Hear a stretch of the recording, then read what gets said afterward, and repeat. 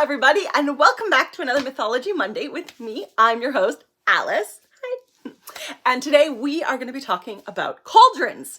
Now I'm a little disappointed because I don't actually have a cauldron to hold up for you because I don't know why I don't have a cauldron. That feels like something I should have. I'll work on that for you. But anyway, today we are going to talk about cauldrons and a little bit about the history and like facts about them and that.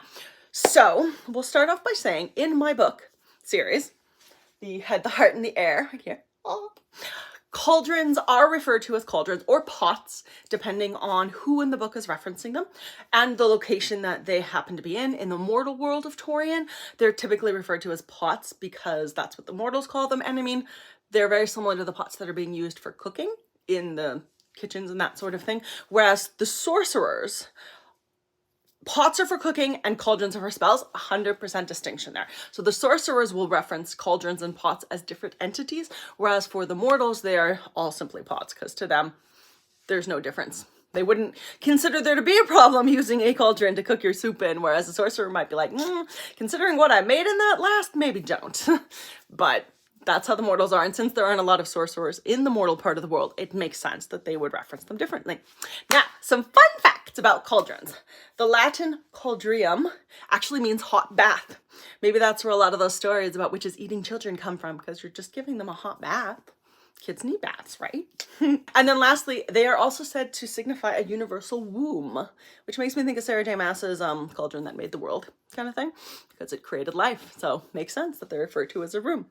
Now, like so many other magical entities or things like swords, jewels, crystal balls, etc., there have been a lot of famous, well-known cauldrons throughout literature. So we're going to explore just a couple of them, because honestly, we could be here all day if we wanted to go through a lot of them. So Roman writers often tell about cauldrons that were used to make human sacrifices. So again, that ties in nicely with the whole evil witch kind of situation where they're often used by witches and that. There is an old Welsh poem called the Spoils of Annwn, where King Arthur visits another world and he brings back a cauldron that actually can bring people back to life.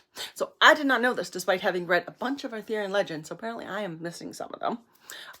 As I referenced already in the Sarah J. Maas series, ACOTAR, Court of Thorns and Roses, for those who don't know, the cauldron plays a very significant purpose in the storyline since it was used to create the world and create different kinds of life in that. So it is a very important storyline in this one as well.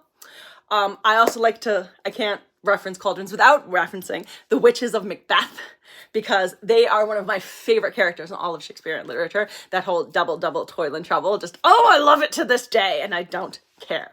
When I was in theater, I didn't care. I never broke the rules of saying Macbeth in a theater. But oh my god, I love Macbeth so much. Just witches and magic and puzzles and poems and secret things. Love it.